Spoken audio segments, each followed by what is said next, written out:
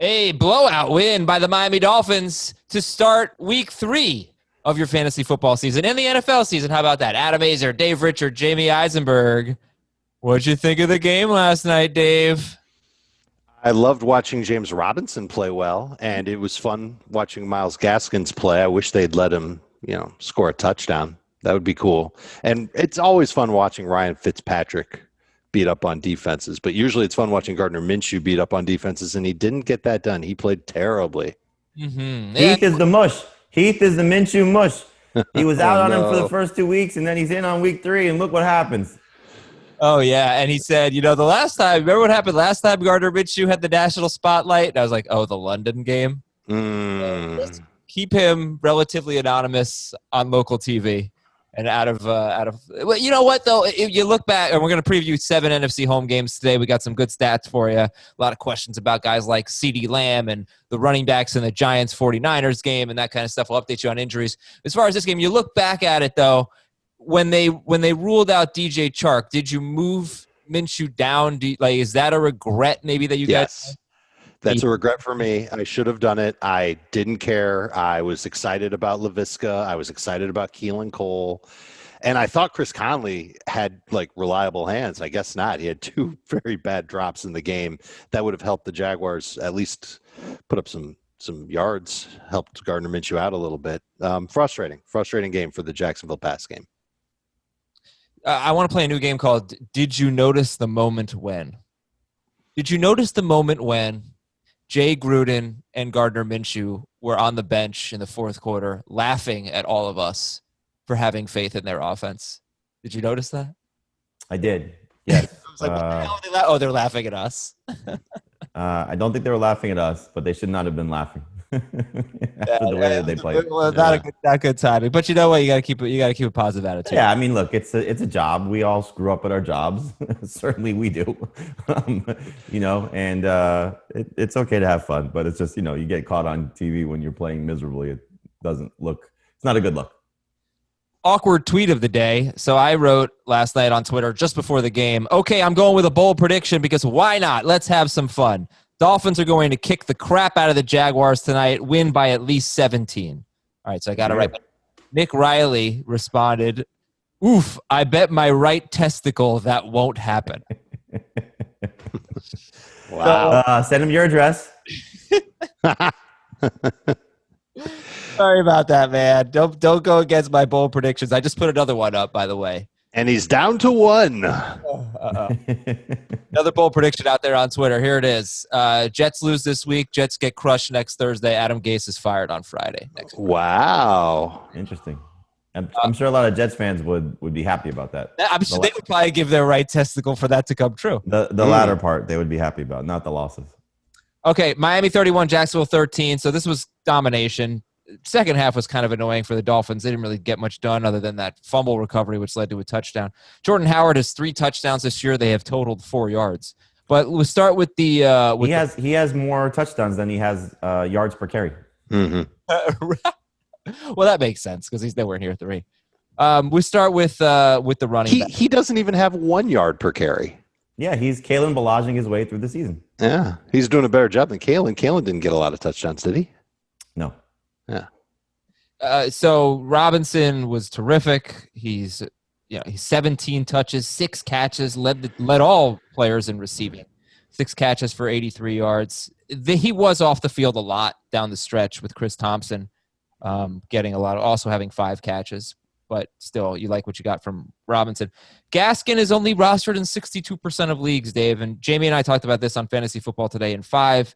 But do you have confidence in one of these guys going forward, both of these guys going forward in terms of Gaskin and Robinson? I'm there with Robinson. He looks good. And the fact that he's catching multiple passes per game is just icing on the cake. He's really, really been impressive. Physical, good vision. I don't think you're going to see a lot of, breakaway plays from him. I don't think he's got the speed for it, but he's got this great opportunity. And despite what you saw on Thursday, I think the offensive line in Jacksonville has been playing better than expected. So it's all systems go here for Robinson as a startable fantasy running back.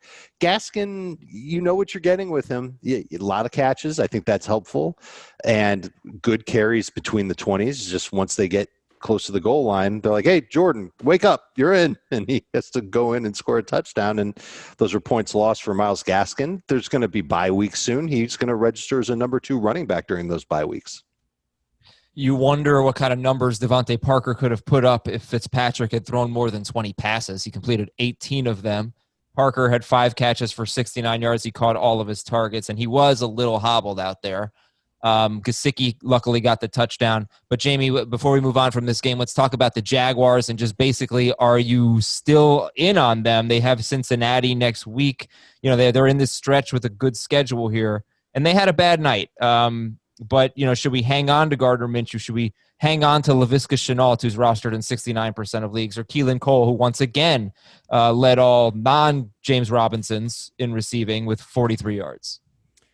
All of the non-James Robinson and DJ Chark guys are going to be in and out of your lineup, in and out of your roster for the next several weeks, because you're going to look at what your team has and needs and then make a decision on if you want to hold on to them. I mean, I don't think Keelan Cole's a must-play. I don't think Laviska Shenault is a must-play yet. I'd like to hold on to him more than Cole because, you know, there's a lot to like about what he can be. But this is what rookie wide receivers do. You know, they sort of struggle their way through the early part of the season until they start to understand things. And so I didn't think the Jaguars did a good enough job of trying to put the ball in his hands because, you know, he could have done some more bubble screens. He could have done some more things with him out of the backfield. And that's what we were kind of hoping to see. The fact that he didn't have more target opportunity. And he was off the field for stretches. I mean, they were going with Cole, Westbrook, and Conley, and it was a little frustrating, especially down the end of the game. So I don't think he's going to be somebody that you can trust as a starting fantasy option if he's not going to do this when Chark is out. Because when Chark is there, he's clearly the alpha of this receiving core. And who knows how long he's been playing with this chest injury? You know, if it happened last week or was it something that's been bothering him because he hasn't played well yet. So he's a buy low candidate if somebody's willing to part with him. I wouldn't be surprised if some 10-team leagues, if he's dropped, I would pick up Chark if he's out there. But Minshew, the matchups are great. He'll play better. This was just a bad night for him and a bad night for the Jaguars passing. I do want to point out that catch that Shenault had over the middle where he was in triple coverage and then broke away for extra yard. It was stupid throw. It was a terrible throw, but a great catch and just unbelievably wily after the play. Just he tried it again later in the game and he should have had an interception. Yeah, that's true. But the one he had earlier on in the game was really impressive. So it's great to see Shenault making those contested catches and picking up low throws. And you're right, James. They should have used him a little bit more. All right, so that's it for that Thursday night football game. Music, Dave? Do we do? No. Miami 31, Jacksonville 13. I'd like to say I'd like to apologize for what I said about Adam Gase. Shouldn't root for people to get fired. I feel bad about that, even though he's like a millionaire. But that's not cool. I'm sorry. All right, got a few things to promote. First of all, we're getting a lot of fantasy regulator questions. We're going to read them on our mailbag, which will air on Saturday. But that's going to be Frank Stamfel and myself reading your questions and regulating, doing some police work on the mailbag show, which we record on Friday and airs on Saturday. So make sure you tune in for that. We got a lot of those coming in. I just didn't really have any time on Wednesday to get to them. Noon Eastern on Twitch on Sunday to answer your starter sit questions, twitch.com/FF today. But also on CBS Sports HQ, it's not just noon to 1, it's 10 a.m. to 1. All friggin' morning answering your questions and going through the games and prop bets and all this fun stuff on CBS Sports HQ. Fantasy Football Today, check it out, 10 a.m. Eastern Sunday morning and Monday through Friday at noon Eastern as well. Download the CBS Sports HQ app. And there you go. We got a lot. And also, Ask FFT. Use it on Twitter. Hashtag Ask FFT. We'll be answering your questions throughout the weekend. News and notes. Oh, man, a lot of wide receiver injuries. Devontae Adams really might not play. Julio Jones, Michael Thomas. Michael Thomas, we're not expecting to play. Julio's questionable. Juju Smith-Schuster hasn't been practicing. Josh Jacobs and Darren Waller have not been practicing. Juju's good, though. He posted on his Instagram account. Play me in fantasy or pick me in fantasy. Yeah. I'll be out there. Okay. Okay, good. But we don't know about Adams or Julio, and Adams is Sunday night. And how are we feeling about Jacobs and Waller? They did not practice on Thursday.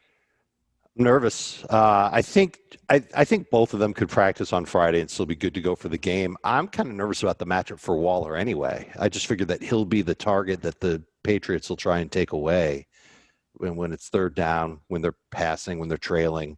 I'm not expecting a big game from Darren Waller this week. It is interesting. We know how good the Patriots can be at taking number one options away. He is the only threat in the passing game right now. Well, Ruggs is banged up too. Right. Yeah, I mean, so.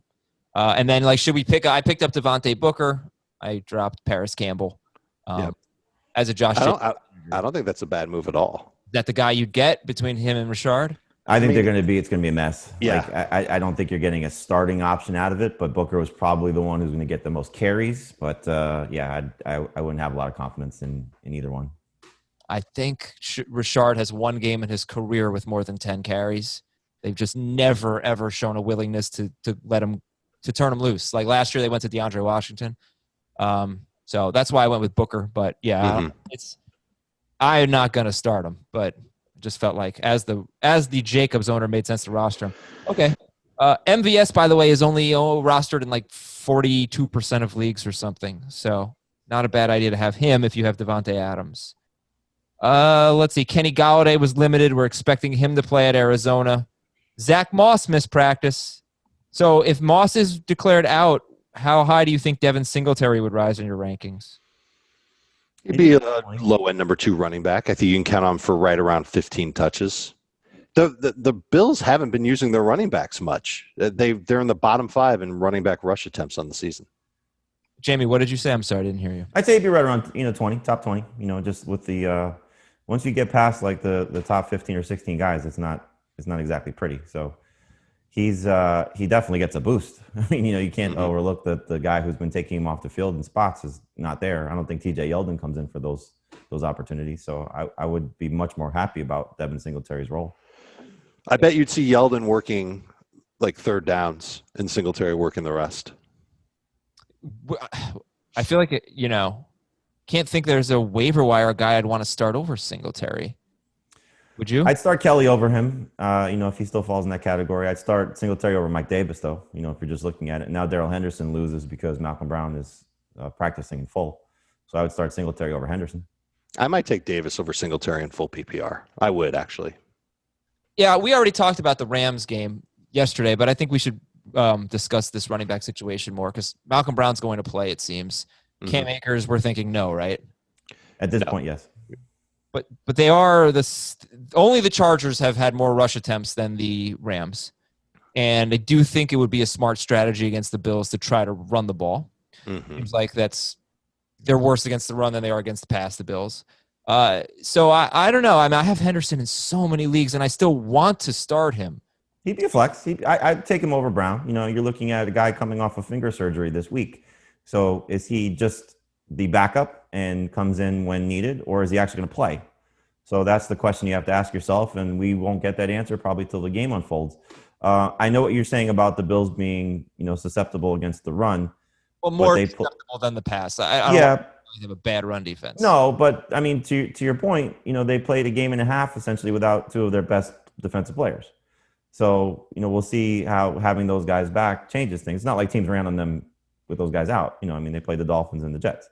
Yeah, the thing is with the Bills is that we don't know about their run defense because since last year ended, Jordan Phillips went to the Cardinals and Star Lotulelei, I don't know if I'm pronouncing that right, opted out. Close enough. So I would like to see what they do against the run this year. I think the Rams will certainly test them. I'll tell you who's going to get tested against the run. The Bengals. Geno Atkins and Mike Daniels missed practice. Myles. Yeah, but they've been out all year.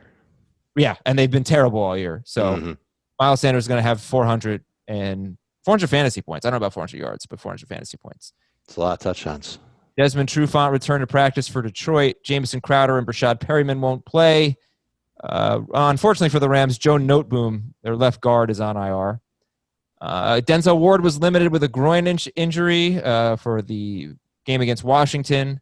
John Brown was limited in practice for Buffalo. We expect him. Sammy Watkins is in the concussion protocol. So does that make any difference for you with that Chiefs-Ravens game? if Watkins doesn't play? I mean, we'll see. The fact that it's Monday gives him an extra day, so hopefully he'll be out there. You're not playing him, but it helps Mahomes. No, right. James White has not practiced. Really would love to see him get out there. And Jamie made a good point. Like, they probably would want to get him in the end zone if he does play. Mm-hmm. Carolina offensive coordinator Joe Brady says he wants to get Curtis Samuel more involved. Do you care? A little bit. I care a little on bit. him. You're not. I'm stuck. I have to play him this week in one league. 3 receivers in the flex, and I lost McCaffrey and some other players, DJ Chark. So I was like, okay, I'll see what happens. I figure he'll have 3 to 5 carries and probably another uptick in targets as well. You're going to try and stay away from Casey Hayward and Chris Harris as much as you can, and so I doubt that those guys are going to be anywhere near him, even though King is a really good defensive back as well.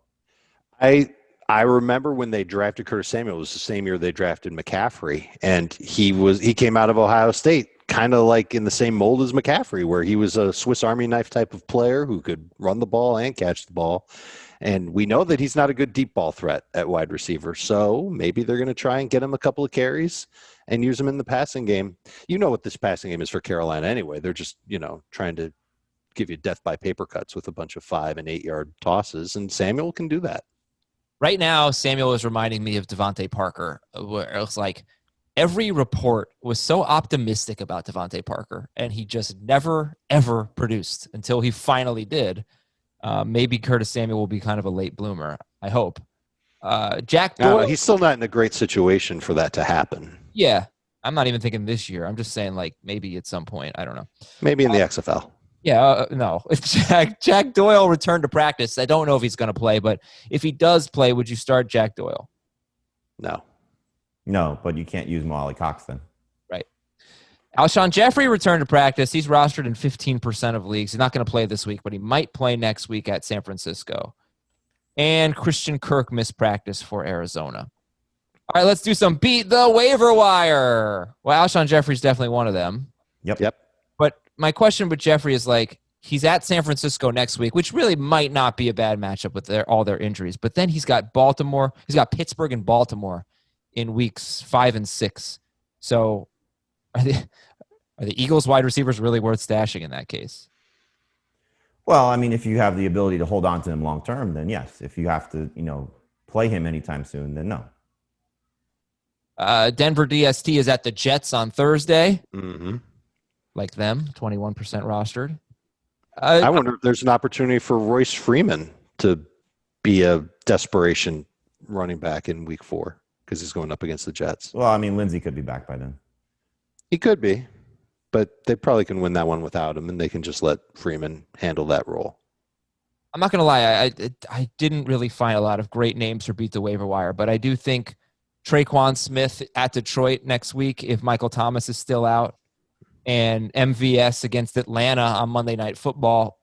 I just don't understand why he's not rostered in more leagues to begin with. I think people think he sucks because he drops a lot of balls, and he might, but he's getting targets, he's getting opportunities, and but you know what happens in Green Bay if you just drop too many passes, you stop getting targets. Well, not if Adams isn't there. No, Rodgers will still not fire away at you if he thinks you're going to drop the football. I guess so, but at the same time, he'd been raving. Like, he was kind of high on MVS last year, and then again this year. So I don't know. It just seems like there's some potential there. Just hang on. They want him to be a thing. I mean, they don't really have a lot of help. ESB's on IR. They don't really have a lot of depth at the position. So they need him. What about Joe Burrow as a Beat the Waiver Wire guy? He's like 80+%. Yeah, so you can't beat him. Never mind. So if both Lazard and MVS were sitting on your waiver wire, who would you pick up? Lazard. Lazard is the safer of the two. The higher ceiling is obviously MVS, is what he showed you in week 1. And the targets are there for him too. He has more targets than Lazard. There's one more player that might get dropped this week, and he's rostered in 55% of leagues, and we don't expect him to be good. Well, we don't expect him to have a huge game against Seattle, but Dalton Schultz. So he's 55% rostered, as I mentioned, and maybe that just means that everyone who needed a tight end picked up someone this week, and like nobody tight anymore. But Schultz has Cleveland next week. They've been horrible against tight ends. Then the Giants and the Cardinals, who thus far have been very good against tight ends, but last year they were terrible. And then Washington and Philadelphia, who have been among the worst against tight ends. It's possible Dalton Schultz is about to have 5 games of good matchups after this week against Seattle. That's a great one. Okay. All right, getting into the games a little bit here. Here are some of my favorite stats for today's NFC home games. I want to know what you guys think. Let's talk about the Atlanta wide receivers. Obviously, if Julio doesn't play, it makes Gage better. But facing Chicago, a slot wide receiver has been the leading receiver against Chicago in both weeks 1 and 2. Danny Amendola had 81 yards, and Golden Tate only had 47, but he caught all 5 of his targets. Does that give you any more confidence in Russell Gage? That's a matchup beater right there because it's Buster Screen in the slot for Chicago, and he just hasn't been good for a long time. And Gage has been getting 9+ targets per game. I would be stunned if he didn't have that many targets this week against Chicago, and I think he can do well with them, whether or not Julio Jones plays. I mean, Julio may be a decoy, so he may be out there, but not getting his usual share of targets. How about the Dallas wide receivers? Getting so many CeeDee Lamb, Michael Gallup questions. Seattle has been so bad against receivers so far. Mm-hmm. All 3 Falcons receivers had more than 110 yards. And 3 Patriots receivers had more than 70 yards. Edelman at 179. Demir Byrd and N'Keal Harry had more than 70 yards. I mean, that's they give up the most receptions and receiving yards to the position, and it's not close. The only thing is they've only given up 2 touchdowns to receivers, but like the catches and yards, it's like so far away. I think it's like 11 more catches as a team than anybody else and like 200 yards more than anybody else. They bend, but they don't break, and they can't get pressure on the quarterback. So it totally makes sense why this is happening, and I think it's going to keep happening.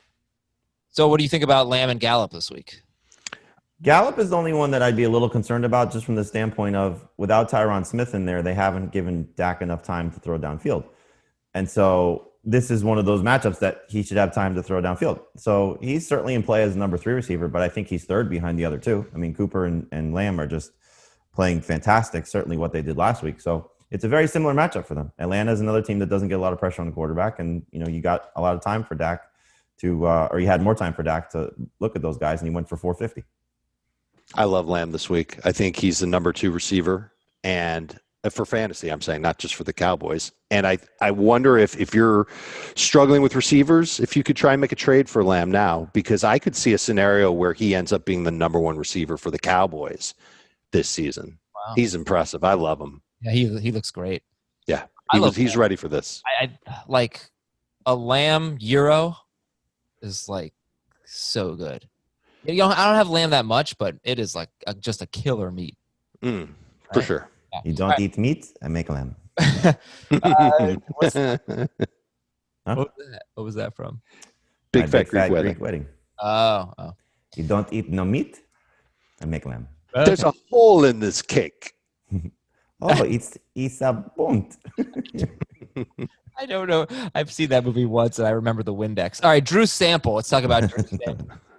The Eagles gave up a touchdown to Logan Thomas, and they gave up 3 touchdowns to Tyler Higbee. Are you starting Drew Sample?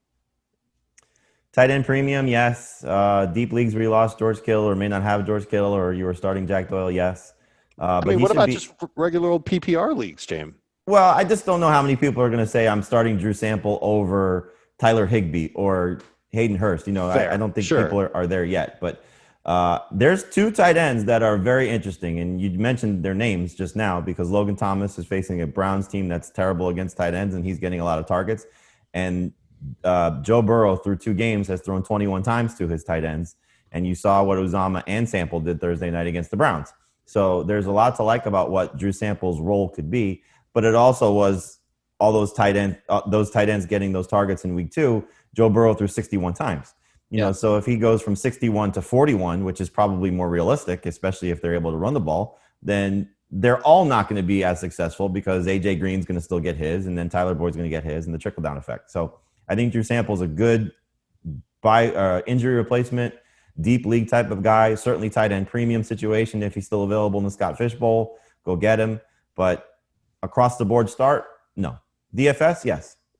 Love him in DFS. If George Kittle's out, would you start Jordan Reed against the Giants or Drew Sample against Philadelphia? Still Jordan Reed. Yep. Still Jordan Reed. I agree with that 100% because I would assume that he would get plenty of targets himself. But put it this way, if you have at this point and you're still holding out hope for Rob Gronkowski and Austin Hooper, Drew Sample is in a better spot. Make the move. Last stat here that I wanted to give. The Detroit Lions are allowing an NFL high 6.92 yards per carry to running backs. They've been bad against David Montgomery, terrible against Aaron Jones. So let this be the week that Kenyon Drake, he's not like he's been bad, but let him have a big week. An explosive 3-touchdown type week, yes. Hopefully all receiving touchdowns. I bet one of them will be. All right, let's do the Startometer here. The last 3 games we're going to get to in Starter Sit is Giants San Francisco, which is kind of a oddly interesting fantasy game. I agree, yeah. I need the Giants win. I do too. Yep. I don't. Titans, Vikings, and Cardinals, Lions. So, Startometer for any running back in the Giants San Francisco game. 6.5. For who? McKinnon in PPR, Wilson in non-PPR. Yeah, I would say I'd rank them in PPR. I would go McKinnon, Lewis, Wilson, Freeman. Okay. Wow, not even Wayne Gallman. I mean, he might be inactive for all we know, so who knows? Yeah. I put the Niners guys ahead of the Giants guys. Niners guys ahead of the Giants. Okay. Golden Tate Startometer. I like what he's done whenever Sterling Shepard has been out. I mean, I think I said this to you yesterday at some point, Adam. 17.5 PPR points over the 5 games that he was missing last year. 4 of those, I think it was 8 or more targets. And so, different coaching staff, so take that into account. But his play was elevated last year when Shepard wasn't there. So there's an opportunity for Tate to be successful. 7. Okay. Yeah, it was 80, and it was 80 or more yards in 4 of the 5 games without Shepard. Darius Slayton against San Francisco. 8. 7. Jordan Reed at the Giants. This is assuming Kittle's out. Assuming Kittle's out, 7. 6. Ryan Tannehill at Minnesota.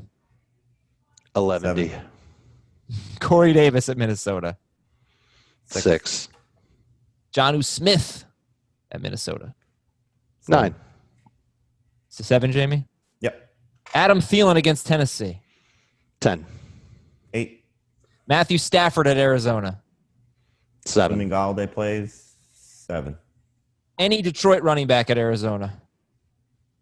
Swift would be a 4 in PPR. 6. I'll say Swift is a 6 in PPR. You were just desperate and had crappy running backs. Swift or Deion Lewis? Swift. Deion. But I'd rather have Swift on my roster, so if that's the decision, then I'd rather just play Swift. Kenny Galladay at Arizona. 8. 9. Marvin Jones. 5. TJ Hawkinson. 7.5. 7.5, you said? Mm-hmm. And 5 for Jamie, for Hawkins. Mm-hmm. Yep. All right. More on those games a little bit later. We'll break it down in more depth, more detail. Chicago's at Atlanta. That's our first game. Here's your stat of the game.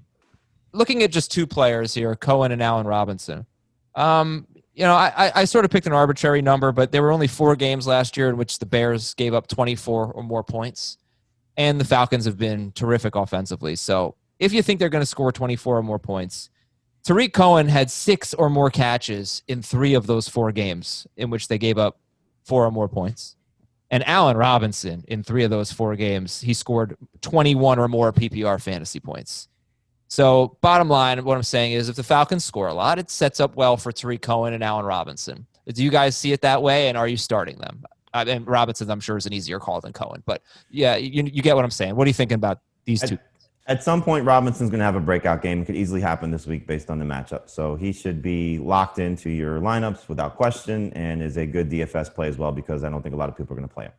If you're looking for Cohen, we know that you're down McCaffrey, you're down Barkley, you're scrambling, and he was probably a guy that's sitting on your bench. He's clearly not going to be good in non-PPR leagues as long as David Montgomery's healthy. The fact that Montgomery's got 6 targets through 2 weeks shows you that they're at least involving him in the passing game enough that that's hurting Cohen.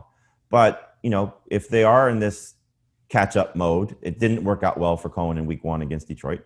Hopefully it does work out better for him this week. So he's a flex. I mean, I don't think you should get overly excited about Tariq Cohen because he's been a disappointment now basically for 18 games. Last year he was frustrating.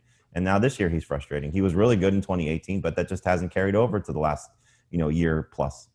And yet they gave him a contract extension. He's good for their team. I mean, I guess. I mean, they're giving twice as many targets to Montgomery than they are to Cohen so far through 2 games this year. Cordell Patterson has as many targets as Cohen has this year. So I don't get the usage. I wish they'd give him the ball more, but we can't control that. They seem to love Montgomery, and Montgomery does look good. I'd rather start Dion Lewis than Tariq Cohen this week. Agreed. Are there any typical must-start quarterbacks that you'd start Trubisky over, like Breeze or Rodgers? No. Adams is out, or Watson? Breeze, yes, if Thomas is out, and he's close with Watson. Okay. Not me. I'll take Breeze. All right. He's 22nd for Jamie, 23rd for Dave, 20th for Heath, something like that. That may have changed since I did these notes, but close to that. The Bears running backs, we just talked about Tariq Cohen. How much do you like David Montgomery this week? How would you compare him to Josh Kelly, to Mike Davis, Darrell Henderson, etc.? I like him. I think he can score. We've seen the Falcons already give up 6 short yardage touchdowns through 2 games, 5 of them on the ground. Montgomery had a touchdown catch last week that was 3 of those were Dak. So. I know, but still, I mean, they're giving up touchdowns in short yardage, whether it's the quarterback or a running back or whatever. But I feel like Montgomery is in a great spot to find the end zone at least once. He caught a touchdown on a weird weaving play last week that you shouldn't count on, but the week before he had a inside the 10 target that should have gone for a touchdown. It got knocked down at the line of scrimmage because Trubisky doesn't have good accuracy. And I feel like Montgomery's set for at least 15 touches. That's at a minimum. I'm sure the Bears are going to want to try and get him going to keep the Falcons offense off the field. And he's got twice as many targets as Tariq Cohen. So the usage is good. The opportunity to score is good. I think he's a number 2 running back this week for sure. He's got top 10 upside, so yes, you should start him over those other guys. All those, okay, over the waiver wire guys. All right. How about Kareem Hunt or David Montgomery? Montgomery and non-PPR, Hunt and PPR. All right. So Allen Robinson's a must-start. Any interest in Anthony Miller? He's kind of like the Jaguars guys. He's going to be somebody that's going to be in and out of your roster. This is an interesting game because if they're chasing points, his usage should be up. But if they're playing with the lead, as we saw last week, he's probably not going to do very much. It's just weird how they're using him. You expect him to be more involved. Both him and Cohen, they're very, very, very strange players because they're good, they're talented, they should have more opportunities, but the Bears aren't doing it. All right, as far as Robinson goes, just last stat on him, he's gotten 9 targets in 2 games, both games. And there have been 4 wide receivers already with 8 or 9 targets against the Falcons, and all of them had 92 or more yards. So it really needs to be a good game for Allen Robinson. There are no excuses here. Jimmy Graham is outside the top 20. It's a good matchup, but just you can't trust him. Yeah. Matt Ryan. Okay, Matt Ryan. So he's top 8. He's like 6, 7, 8 for you guys, basically. And, I feel like most times last year in tough matchups, he was okay, not great. Are you expecting better than that? Are you expecting a good game from Matt Ryan? Yes. I mean, as long as Julio's out there, but even without Julio, he would still be a top 12 guy. It's hard to overlook the volume that he's going to get. And, still having Calvin Ridley, Russell Gage, and Hayden Hurst is not a bad fallback option if you lose your top guy, because most of the quarterbacks, like we saw with Drew Brees, he was terrible. So I think if you're counting on him to have the same level of volume, even if Julio doesn't play, which I would still trust Matt Ryan as a starter. I would too. I don't think I can commit to him still being a top 12 quarterback. He might be just outside of that if he does not have Julio. Well, I would take him over Breeze and Rodgers without question if those guys are down there, 2 top guys. I'm with you on both of those. But for now, I guess he'd probably still make the top 12 because I'd have to move Rodgers down too. So he might be 12th for me if there's no Julio and no Devontae Adams and no Michael Thomas. And that would mean behind Ryan Tannehill? Yep. It's funny how Tannehill would be, not for me, Tannehill wouldn't be better without his top guy than Matt Ryan without his top guy, given the weapons and the amount of volume that what you're going to get from Matt Ryan. Vikings defense is atrocious. It's so bad. We'll talk about it. It's so bad. Todd Gurley or David Montgomery? Montgomery. Todd Gurley or Tariq Cohen in PPR? Still Gurley. I kind of have Gurley as a sit. He's outside of my top 24 in PPR. Same. For sure. Yeah. If he doesn't score, he's going to be an eyesore.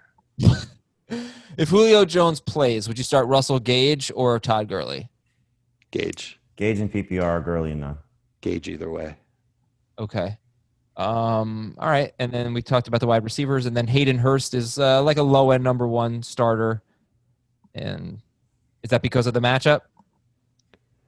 I'd like him more if Julio didn't play, because then I think his target volume would go up.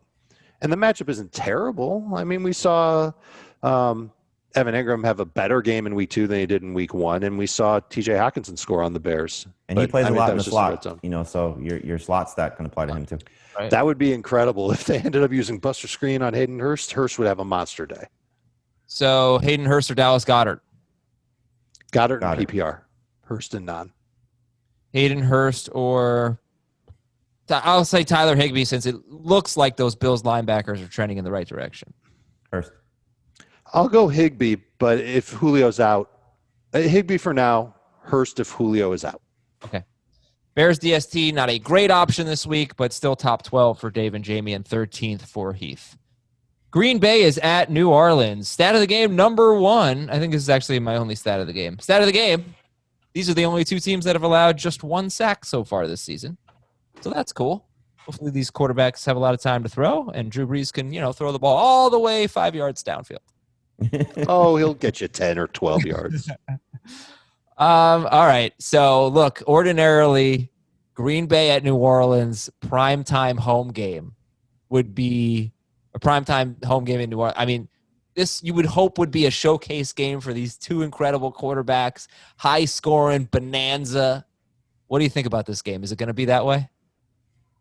Not if you don't have Michael Thomas and Devontae Adams. It's hard to trust it.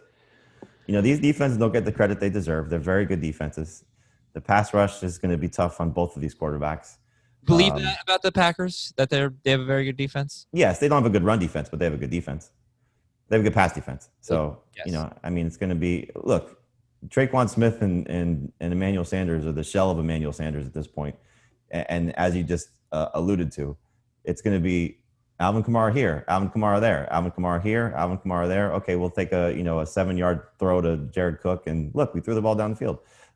It's not going to be pretty for Drew Brees if Thomas isn't there against this team, because those guys are going to put pressure on him, and I don't want to trust him, even though he's usually great in these spots.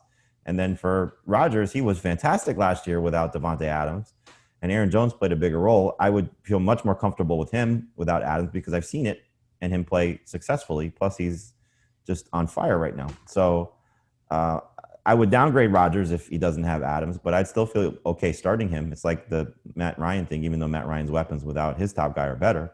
But that's a good defense for New Orleans. I know that, Derek Carr picked them apart, but they just couldn't cover Darren Waller.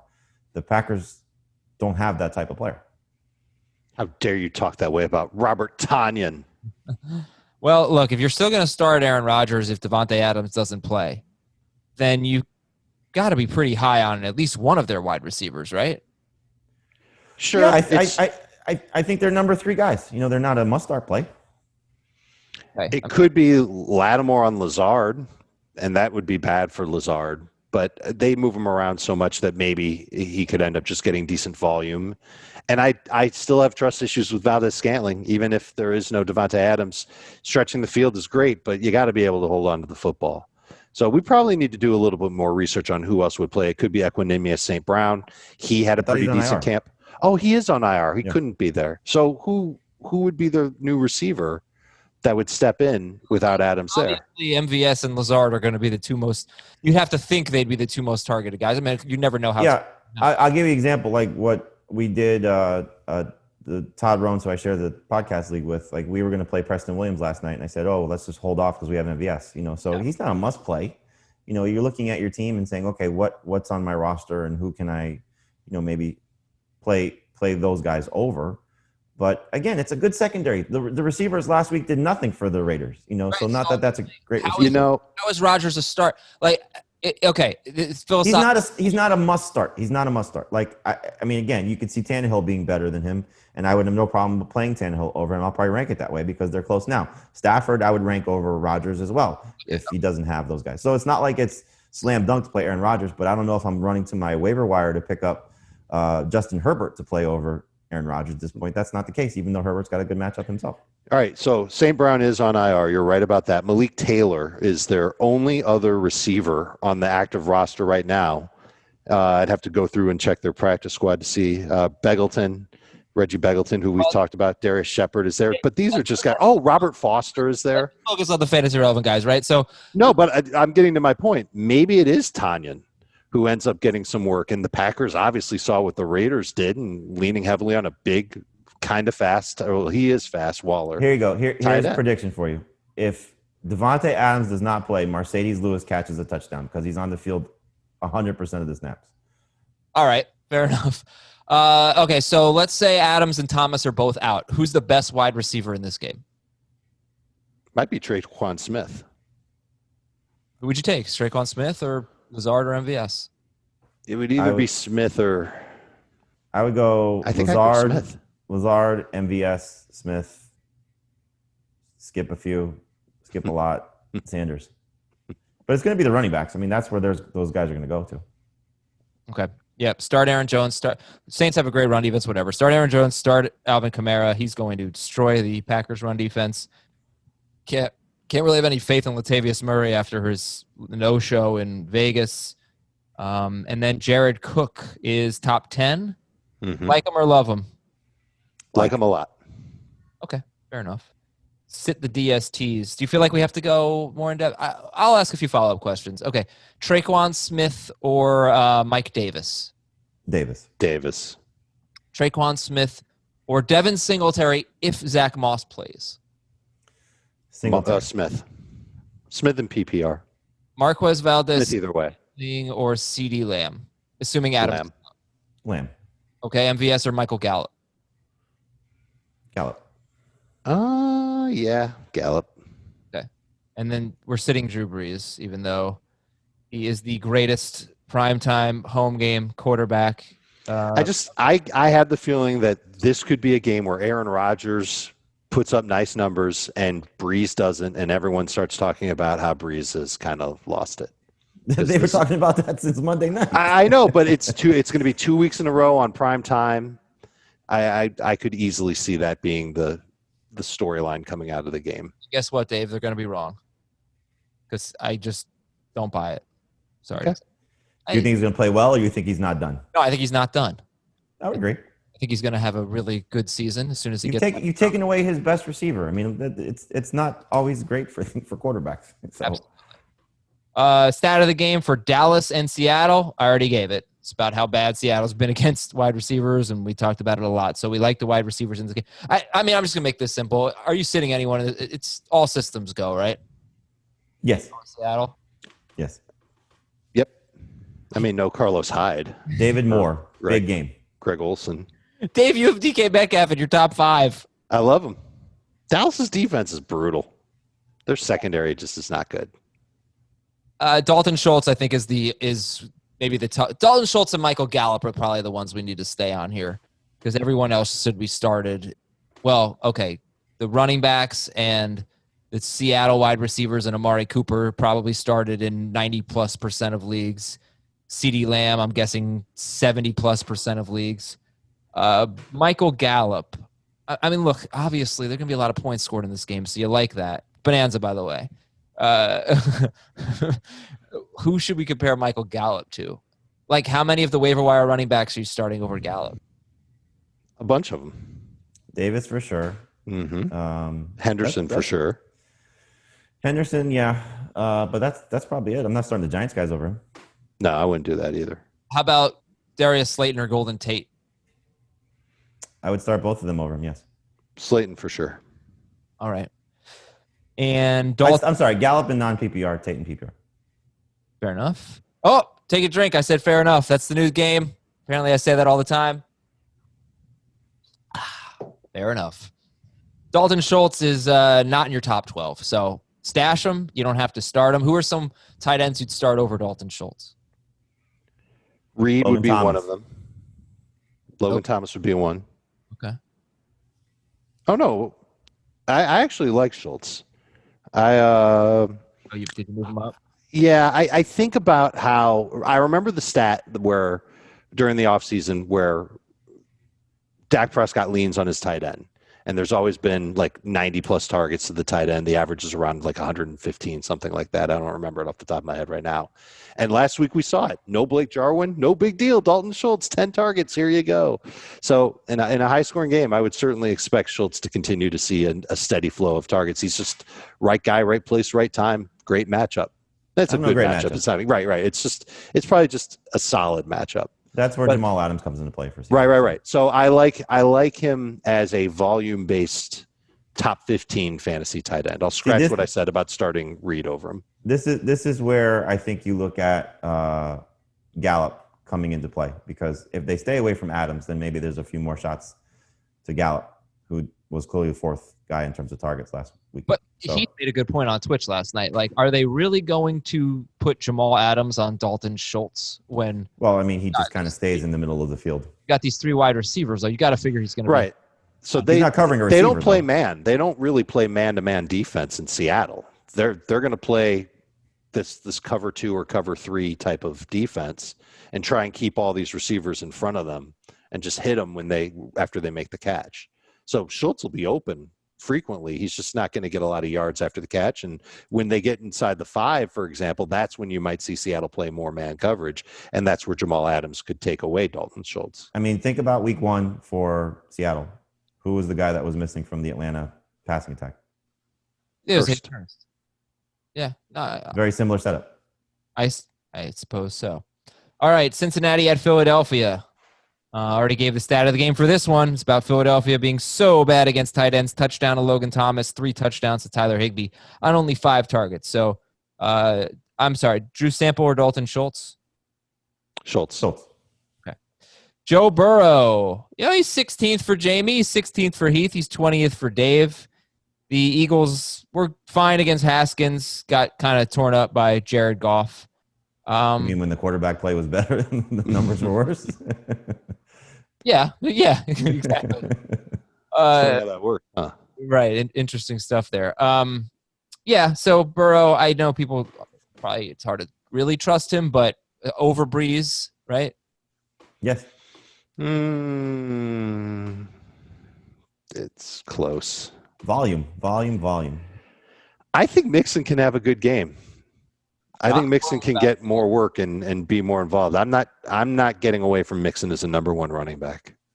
I'm worried the Eagles always have a good run defense, although they weren't so good last week, but I'm worried that he's going to have a bad game, and then it's going to be really hard for me to tell everybody to stop freaking out about Joe Mixon. Mm-hmm. Sure. Yeah. This will be a telltale game. If he doesn't do well, then people are going to freak out. Buy low. That's what I think is the right answer, but I don't know. It's so strange how he's gotten off to this slow start, and I think it's more than just the offensive line stinks. I think they're not using the offensive line like they did last year. Well, it's also I mean the Chargers defense is good, and I don't think their run defense got enough credit coming into the season with some of the moves that they made. That's the true. Browns' run defense has been fantastic through 2 weeks. Mm-hmm. And now, like you said, Adam, I agree with you. I think the Eagles' run defense is going to make things tough on Mixon. The thing that you have to hope for is volume for him still. So the fact that Burrow threw 61 times against the Browns, he still had 20 touches, and so keep throwing him the ball. Get him in that 3 to 4 catch range again, and hopefully that's the case. He'd be on pace for 40 catches so far this year, which is kind of the number we were looking at for him. So get Giovanni Bernard out of the way. Just keep putting the ball in Mixon's hands as much as you can and see if he can start to break something. I wish that would happen. I'm just afraid it's not going to I think they like Gio he just didn't have the production. I think Gio still played more third downs than Mixon last week. Oh, if that's the way you want to operate, fine. But, don't be so obvious in first and second down and just run Mixon when he's out there. Right. That I agree with. The passing game on first and second down. Sure. And he had 4 catches, so that was encouraging. So I mean, is he a start, Joe Mixon? Yes. Okay. Would you start Leonard Fournette over Joe Mixon? No. Would you start CeeDee Lamb or Russell Gage over Mixon in PPR? No. Okay. All right. Start Joe Mixon. How about Tyler Boyd and AJ Green? Who do you like better? Still Green. The volume is just too much. Yeah. This might be the toughest game this week, to predict, at least of this NFC home game slate. Well, you have a very, very frustrating Eagles offense, and this is the perfect spot for Carson Wentz to get better. I mean, everybody runs on the Bengals so far this season in the 2 games that they played. But their secondary is not good. And so this home game, they're a favorite at home. You need a win. You need to get your quarterback right. Got people talking about him with his hat backwards. I mean, there's a lot of just, negativity going around with Carson Wentz.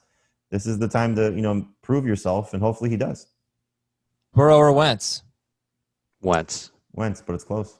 So this is going to be an interesting test because Wentz has, 9 games in a row with 40 or more passes and 10 games with 39 or more passes.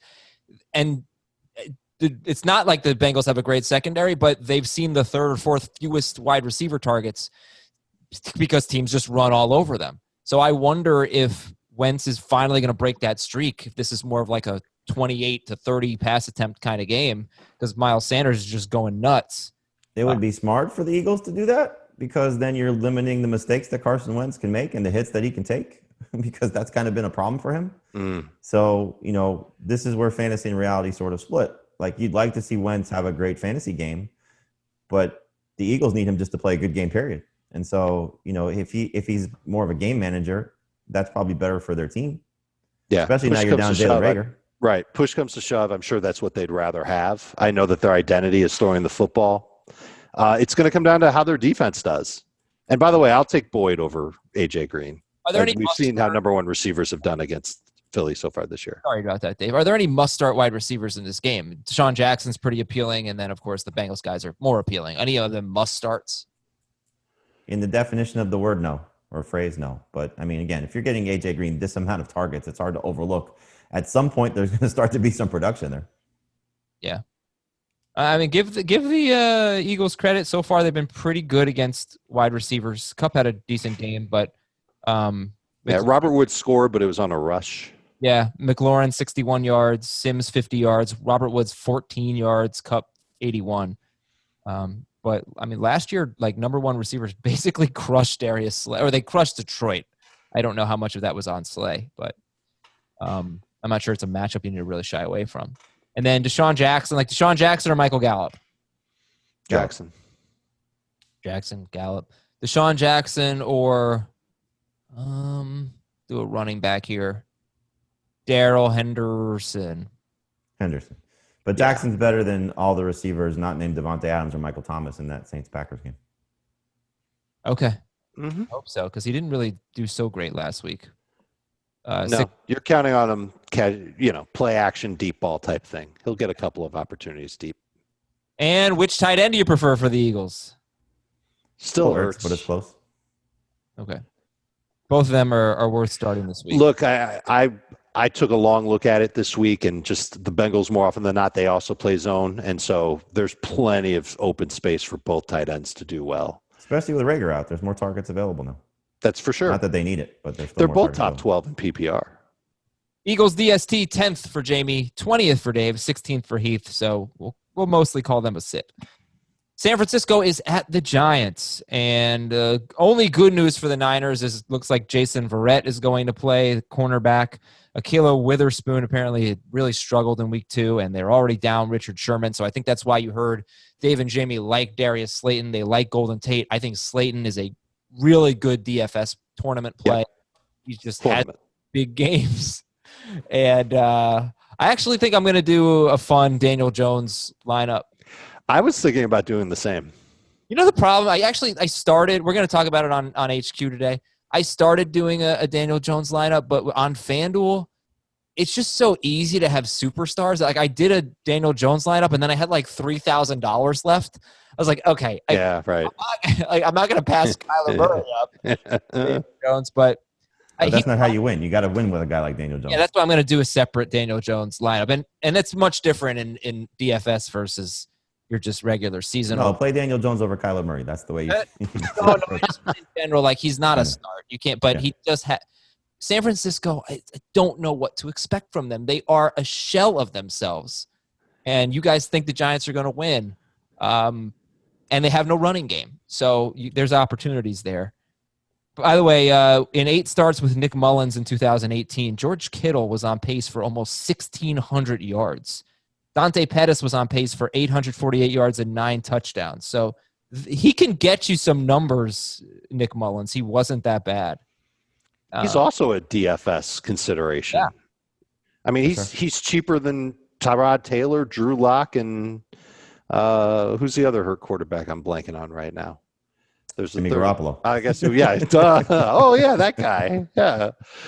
He's cheaper than all three of them. He's 5,100 on DraftKings. Well, remember, Garoppolo hasn't been ruled out yet, though, so keep that in mind. That's true. But, even Kyle Shanahan said it's looking like Mullins is going to play. Well, part of it is because they don't want to put anybody on that surface. Yeah. Do you trust George Kittle if he plays? Of course. You're not sitting him.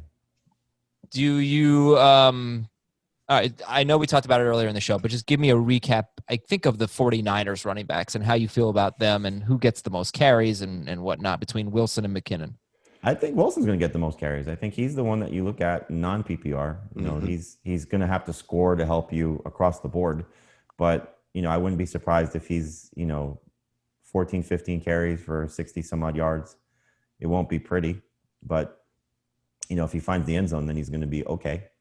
So, I'd start him over Zach Moss, for example, if you're looking at it as Moss plays.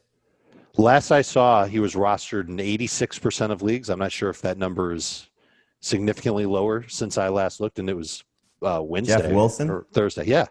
No. 86%? McKinnon. McKinnon's 96. Wilson's 20. No, Wilson's available. You said I'm sorry, I said rostered and not rostered. I forgot the word not rostered in 86% of leagues. 76. And I'm in this league with a bunch of guys in the industry where I had McCaffrey and Barkley, and I'm forced to start Wilson, and I'm kind of excited about it. His offensive line's healthy. Kyle Shanahan's a genius. The Giants' run defense isn't great, and he's got fresh legs, and he's a physical guy. He could score, maybe get 40 or 50 yards on top of it, and he's out there. So if you need a running back, go get him. Yeah. I'm starting him in the guillotine league because my running backs are so bad. And yes, I feel bad about hyping up the Giants' run defense. They have given up now in 2 games 47 rushing yards in the fourth quarter to Benny Snell and 50 rushing yards in the fourth quarter to David Montgomery. So it's just been weird. They've gotten just... That's perfect for Jeff Wilson under the assumption that the 49ers were going to have the lead in the fourth quarter. They might. I don't think they could for sure, but we both think the Giants are going to win the game. Could be a back and forth type game. That wouldn't hurt Wilson, but if the 49ers find themselves down 10 points in the fourth quarter, then it's not going to be good for Wilson. It's just so funny that you have the Giants are at home.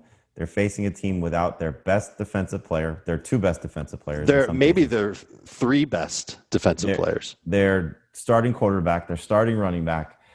They're on the road for the second straight week. Samuel and maybe George Kittle.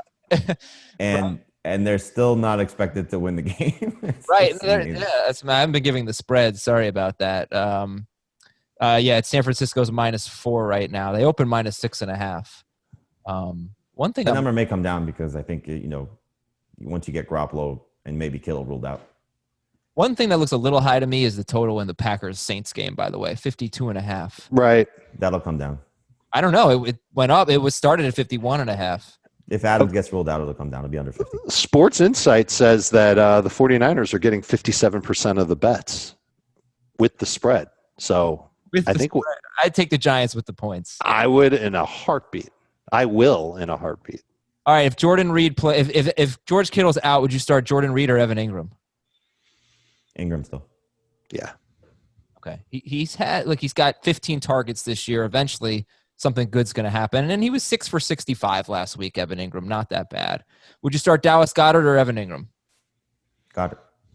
In PPR, it's Goedert, not in non-PPR. You still have faith in the Niners DST? Yeah, because Daniel Jones is still a turnover machine. Jameis Jones? You love that one. You hate that. You're going to start making T-shirts. All right. Tennessee is at Minnesota. The Vikings, You might be the most excited person to talk about this game on the planet. Not to be overlooked. Anthony Barr is out for the year. It's a big deal for the Vikings. Yeah, it's big. Yep. All right. Ryan Tannehill. Let's see. Ryan Tannehill or Matthew Stafford? Tannehill for now. That may change. Ryan Tannehill or Ben Roethlisberger? Oh, that's close. I'm sorry. You guys have them back-to-back. So I'd take Tannehill. Yeah. All right. So that's a toss-up there. Derrick Henry start, Dalvin Cook start, Adam Thielen start. So let's talk about Corey Davis and Jonnu Smith. Corey Davis is rostered in 71% of leagues. I mean, you look at his numbers last week, 3 catches, 36 yards, and a touchdown. It came on 5 targets. Tannehill threw, 25 passes? 24, something like that. 24. So, yeah, so not bad target share.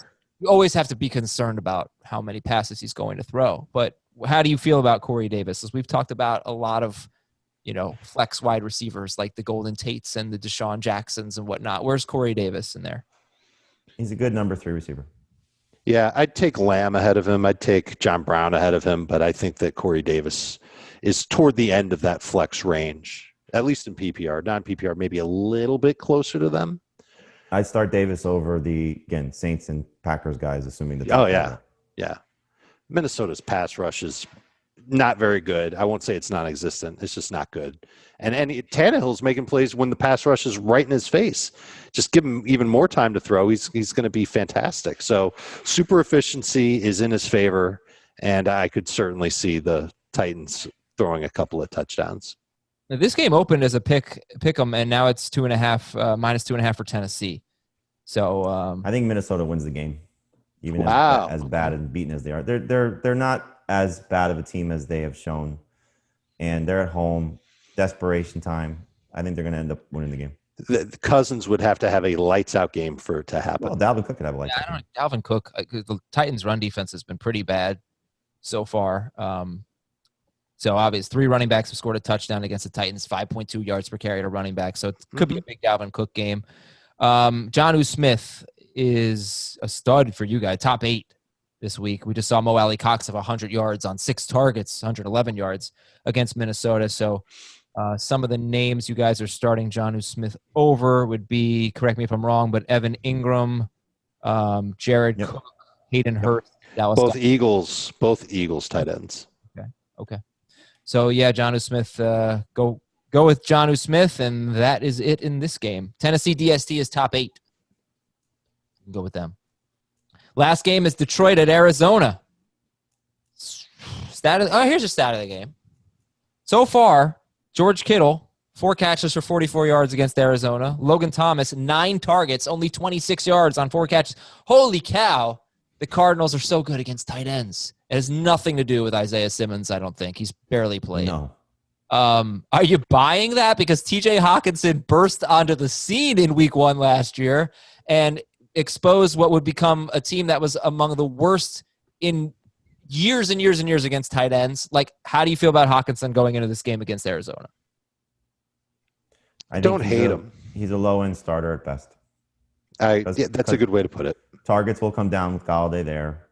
And so is the Cardinals deep. Look, George Kittle got hurt in the game. So I don't know if that's a fair representation of what the Cardinals are going to do against tight ends. They do hurt tight ends.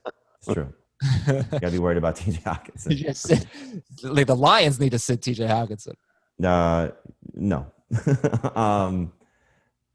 But yeah, I mean, it was obviously a focal point of their defense, to get better in that area. And so far through 2 games, it's been the case. Okay, so is he a starter or sit, Hawkinson?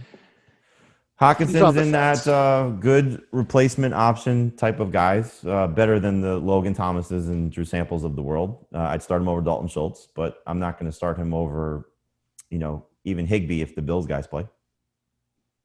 Okay. Stafford is like borderline top 12. Yeah, I hope Kenny Galladay gets in full practice on Friday because that'll make a lot of people feel better about Stafford. But they're going to be chasing points and garbage time. This is what Matthew Stafford was last year. Hopefully, it'll be the case again this year. I don't think there should be much hesitation, if any. If Rodgers doesn't have Devontae Adams, if Breeze doesn't have Michael Thomas, you can start Stafford if he's got Galladay. Okay. And we haven't even spoken about Breeze if Michael Thomas plays. So let me just throw that out there real quick. If Michael Thomas does somehow play, where would Breeze rank? I guess I'd move him up a little bit, but he still wouldn't be top 12. And I don't know how effective Michael Thomas would be if he truly has a high ankle sprain. How well can he move? Right. If Thomas plays, you start Breeze. It's obviously case specific, but you feel a lot more comfortable with it. All right, we got some obvious starts in this game. Kyler Murray is number 1 for everybody this week. Kenyon Drake, you're starting him. And DeAndre Hopkins, you're starting him. Kenny Golladay, is he an obvious start? Yeah. I think so. Okay. You can worry about the rust factor and all that stuff, but the Cardinals cornerbacks are solid. They're not great. Who's a better flex, Marvin Jones or DeAndre Swift? Jones is the better flex. All right, so avoid the Lions running backs, Marvin Jones or I don't hate Swift if you're desperate in a PPR, because I could see him getting 5+ receptions, and he's been okay. They throw out the touchdown drop against Chicago. Other than that, he's been okay catching the ball out of the backfield. He's just not carrying the ball, which is the frustrating thing. And finally, so what was I saying? Marvin Jones or Deshaun Jackson? Deshaun, just given the fact of Rager being out and Galladay being back. But garbage time's going to help him too. So I think Marvin Jones is going to be in a good spot. I'll go the other way. I'll say Marvin Jones is a little bit better. Certainly in PPR, I think he's better. Garbage time. Cardinals are now 6-point favorites. They opened as 3.5-point favorites. So people are on the Arizona Cardinals. And Dave is on their DST. Dave has the Cardinals DST 5th. It'll move down if Galladay plays. Okay. So won't be quite as good of a start. They still might be top 12, but I don't think they won't be anywhere close to 5th. They might be like 11th. Like I'd have to weigh them versus Cleveland. All right, big weekend. Week 3. Don't want to go 0-3, all right? So for a lot of you, this is a big, big weekend. What should people do, Adam? This weekend? Yeah. I know what I'm going to be doing, man. I'm going to be not attending the Miami-Florida State game for the first time since 1998, at least the home games for Miami. It's a big. This is usually a big. Let's all go to Florida and go to the game and tailgates. This is one of the most fun weekends of the year for me every year, or every other year, I guess, when it's in Miami. So I'm a little disappointed I won't be able to do that, but yeah, I'll be watching college football and getting ready for possibly a Yankees-White Sox postseason matchup next week. Oh, man. I was so excited a week ago, and ever since they clinched, they've been terrible. Same with the Yankees. Don't worry. Yeah. We'll talk to you all. You guys make a bet? Yeah. We will if it's official. We will. But what I was saying, what should people do if they're 0-2? It's not what I was going for. I didn't want a rundown of what you were going to do this weekend. What they do this weekend? No, they should go win your league. Go win your league, ladies and gentlemen. And watch HQ Sunday morning, Twitch at noon. HQ starts at 10 a.m. Well, HQ's always on, but Fantasy Football Today starts at 10 a.m. Eastern. We'll have a Fantasy Football Today in 5 episode dropping both in this feed and the FFT in 5 feed on Sunday morning. I want to thank Dave and Jamie. We will talk to you Sunday night to recap everything. Go win your league. Want more of the Fantasy Football Today podcast and nonstop year-round fantasy advice? It's simple. Hit the subscribe button and hang with us all throughout the year.